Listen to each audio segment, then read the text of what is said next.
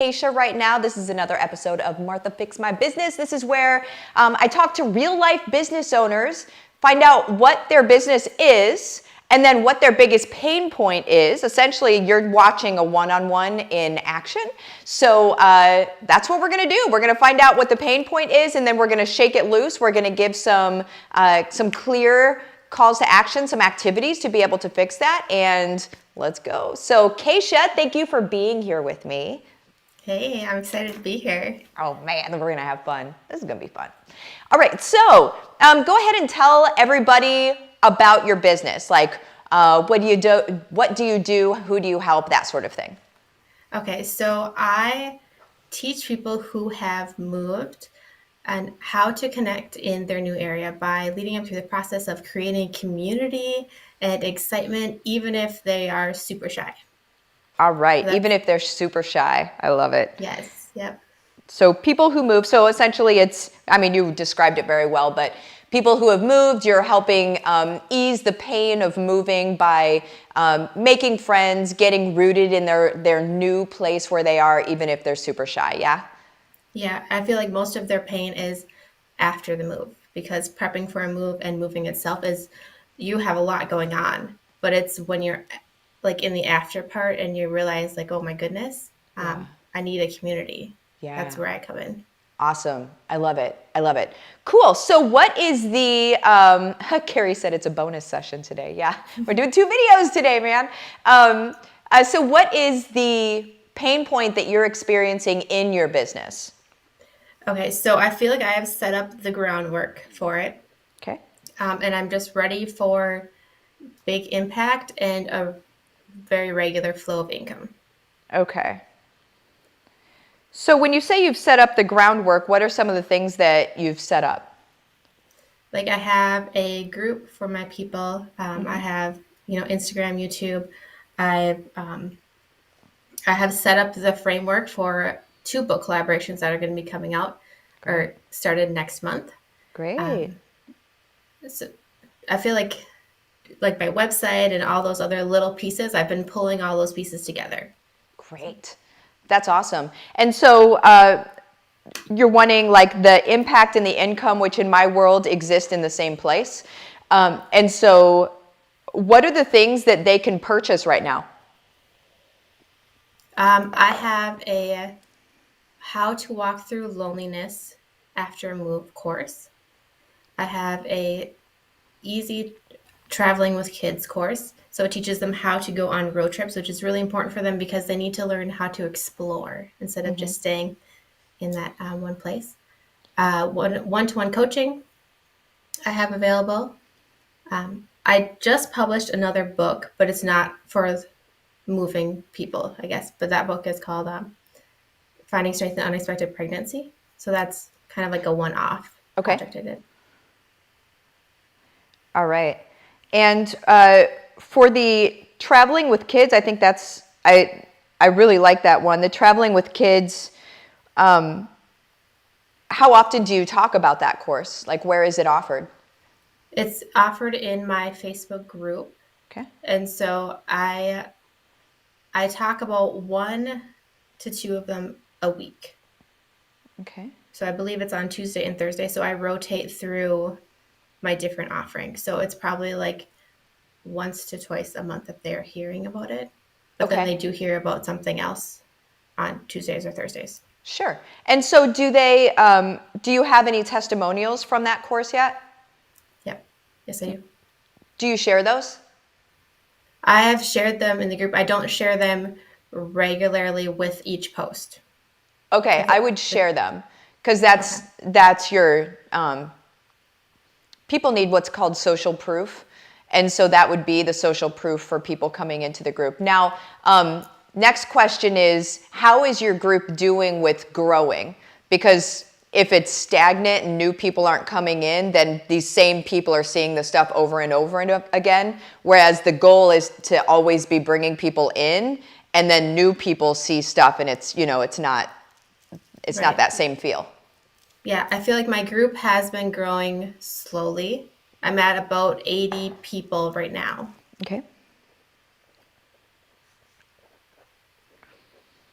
All right.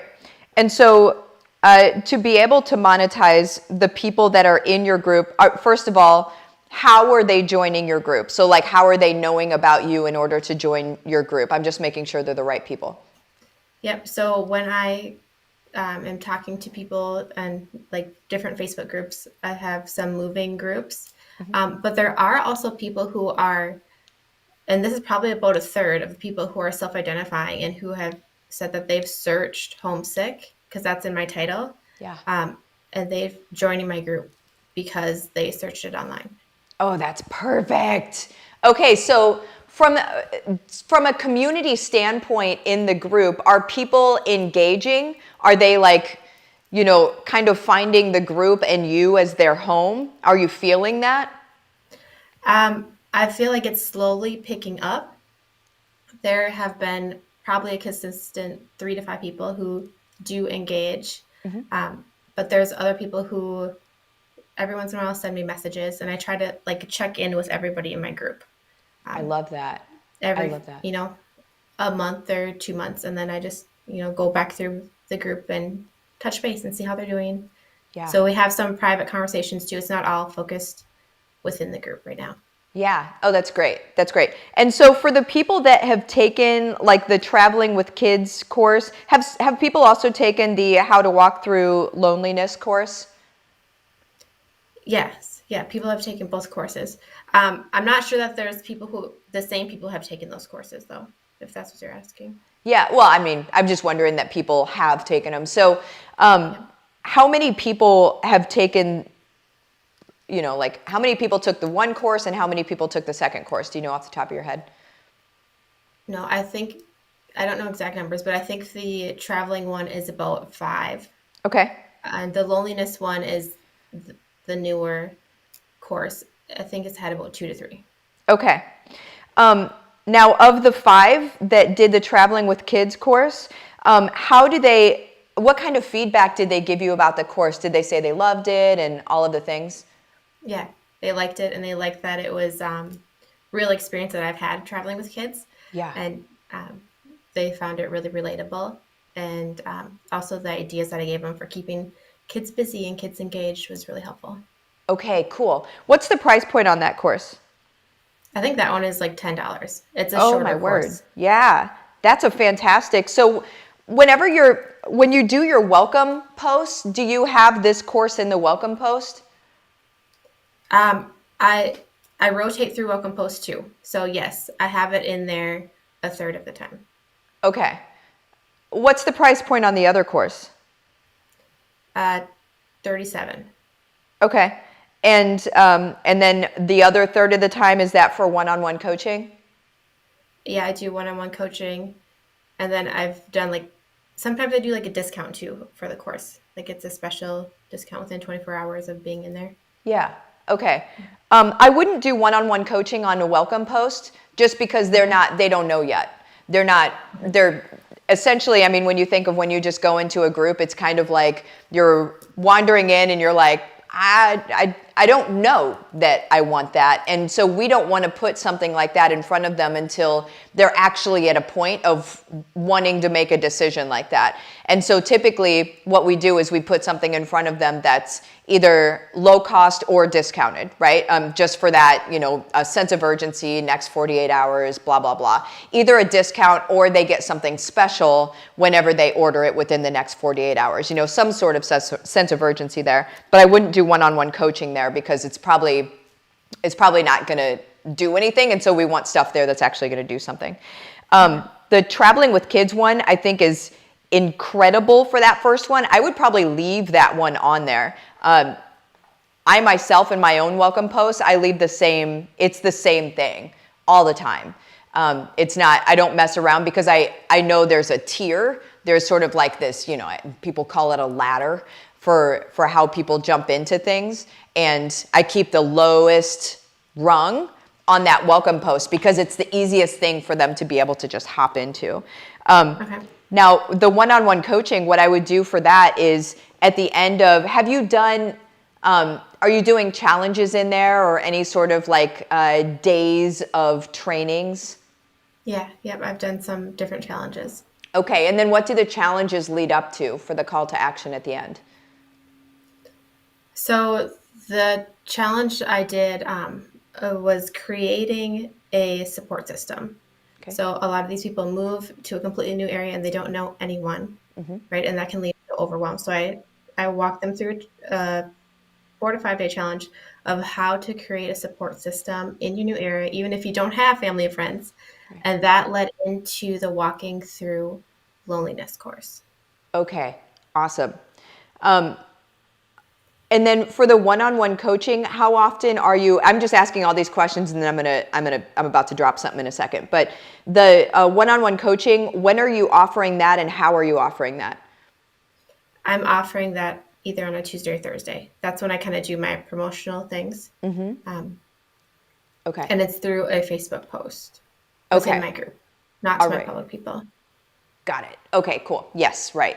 Okay, so in order to be able to get more sales here, well, first of all, let me back up. What are you doing publicly on your Facebook page in order to get people, and YouTube and all of that? Do you have an invite into your group on those pages? Yes, I have an invite to my group on all my pages. Okay. And then I go live. Usually it's Monday, Wednesday, Friday. Okay. But the past 2 weeks, as I've been trying to fit a little bit more into my life, it's been just like 2 days a week instead of 3. Okay, sounds good.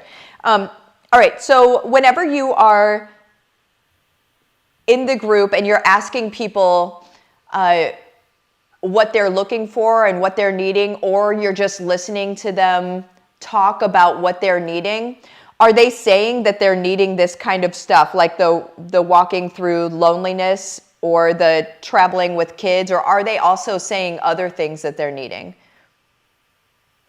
I would say the most common thing that they're talking about is like being homesick. You need to call something homesick. And if you need to rename your how to walk through loneliness, just call it homesick and then have a tagline of what you help them do. You need to, the language of because what you're offering them and what you're giving them are exactly what they need. So I think what we're looking at here, because everything else is it sounds set up well. And so what you really need is the positioning of your offer, excuse me, and the name what you're naming the actual product or offering itself. So it's that as well as how you're talking about it. And so I would rename the How to Walk Through Loneliness. I would name it Homesick. And then, so when you're How to Walk Through Loneliness, what do they come away with? What are like the solid things they come away with? And then let's come up with a tagline. So they come away with all of the tools that they need to thrive in their area, as well as knowing how to connect with people back home in a good way instead of just like longing for them, but like setting up a consistent schedule of, phone calls or planning a big trip so they have something to look forward to, but also changing their mindset too. Like instead of focusing on like, poor me, I'm stuck here, I don't know what I'm going to do for the next 2 years until I can move home. It's getting them to realize that being here is a privilege, right? And like there's new experiences all around and that they can implement themselves here and develop a life that they love here, even with things from back home. Like, so if they loved going to the pool with their friends, they can develop that here. Yeah. Get a piece of it. Yeah, I love it. So even just homesick, and then the tagline would be learn to thrive where you just moved or whatever, learn to thrive in your new location. And that's the homesick. The way that I see it is just in big, bold letters, because it's what they self-identify as. It's the thing that is super necessary whenever we're talking to people. Now, they probably will self-identify as lonely as well, but are they going to pay for the solution for that? Right. Now, right. They'll probably pay for a solution to being homesick. Being lonely, Lonely, just so you know, psychologically, lonely is a term that you define of yourself, that you define of like your character and who you are. I am lonely. Homesick is actually more definitive of your feeling about another place. And so it feels more fixable than you being lonely. Does that make sense? Yes. That's why I choose homesick instead of lonely, is because it feels fixable, and something that feels fixable, now I can go ahead and pay some money to actually believe I can fix a thing that feels fixable. Whereas loneliness is like, I need, people believe they need prescriptions and stuff like that for loneliness, but homesick is like, okay, she knows how to fix this. Like, I can pay to do that because I believe it's fixable. That's the why behind why I even say any of that, if that makes sense. Yeah, that makes sense. And it's kind of what I do teach in that course too, about loneliness is, people see it as a label, but it's not. Like, it's just, if you're thirsty, right, we go get a drink of water. Yeah. If someone's lonely, it's just a messenger telling them that you need connection. You need to connect. Yeah. And so people literally are searching the word homesick in order to find your group. These are data points that we pay attention to. So you noted that, so you had already heard it and were keeping it. It was top of mind for you to even say it. So that's fantastic. Good job on that. But now let's integrate it into our offerings so they know it's for them. And so homesick should probably always be one of those words that you use in everything. So even your one-on-one coaching, it's like one-on-one homesick coaching. Like, it's, you know what I'm saying? So it's, they know that you are the homesick coach. And it doesn't mean that you make people homesick. It's, you're the coach to like help them not be homesick, right? But they'll remember you. And then, why we want clarity in our message so much is not necessarily because we want people to remember us when we are for them, although that's part of it. A bigger part of it is that we want them to remember us when it's time to refer us to somebody else, because that's organic grassroots growth, and that's how we grow, And so that would be my suggestion to you right now, is to change the name of the course.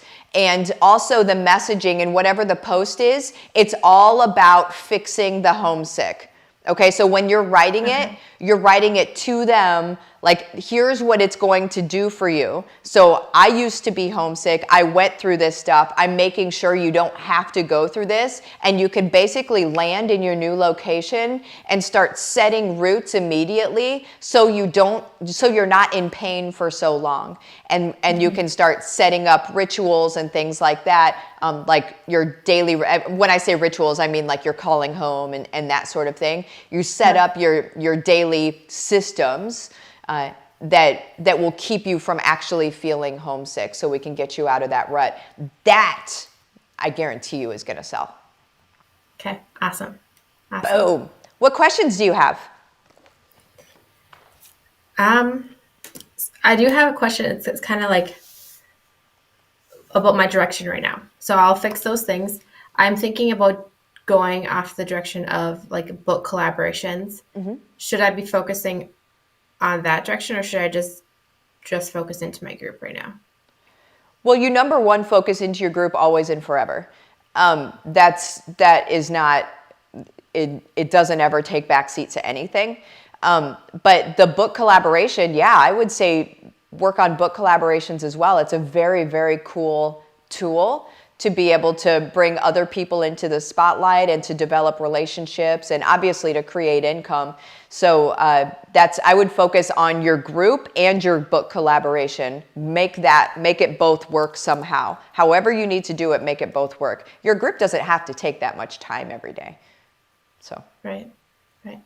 Okay. Cool? Yeah, sounds good. Yeah. All right, lady. Well, you guys, this was what a one-on-one is like. If you want to set up a one-on-one, just go to withmartha.com, go to one-on-one, or go to business strategists. So one-on-one is with me. Business strategists are going to be with my strategists that have been trained by me.